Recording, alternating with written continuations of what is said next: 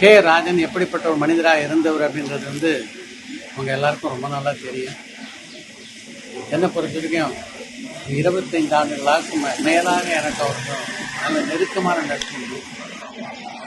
எல்லாரும் இரங்கல் செய்தியில சொன்னதைத்தான் நானும் சொல்ல விரும்புகிறேன். அவர் மனசுக்கு ஒரு கருத்து பட்டுச்சுன்னா அதை அப்படியே பட்டவர்த்தனமாக எந்த மழையா இருந்தாலும் போட்டு உடைக்க தயங்க மாட்டாரு. ஒரு தப்பு அப்படின்னு தெரிஞ்சதுன்னா அது சுட்டி காட்ட அவர் தயங்கியதே இல்லை. பல மேடைகள்ல அதை நீங்க பார்த்துருக்கீங்க. அது மாதிரி துணிச்சலா பேசுறதுக்கே ஒரு பெரிய தைரியம் வரும். சினிமா உலகத்துல எல்லாரும் எல்லா விஷயத்தையும் மூடி மறைச்சு அப்படியே போனோம் அப்படின்னு தான் பார்ப்பாங்க. இவர் தயாரிப்பாளர்கள் பல பேருடைய நன்மைக்காக சில விஷயங்கள்லாம் அப்படியே நாடையில பகிரங்கமா போட்டு உடைச்சார். பல பிரச்சனைகளுக்கு குரல் கொடுத்துருக்காரு. போராட்டம் அப்படின்னா அந்த போராட்டங்களுக்கு முன்னாடி நிற்பார். தைரியமான மனிதர். அப்படிப்பட்ட ஒரு தைரியமான மனிதர் இப்படிப்பட்ட ஒரு முடிவை ஏன் எடுத்தார் அப்படின்றதுதான் ஒரு புரியாத புதிதா இருக்கு. ரொம்ப ஒரு சாத்தியமான ஒரு வில் பவர் உண்டு.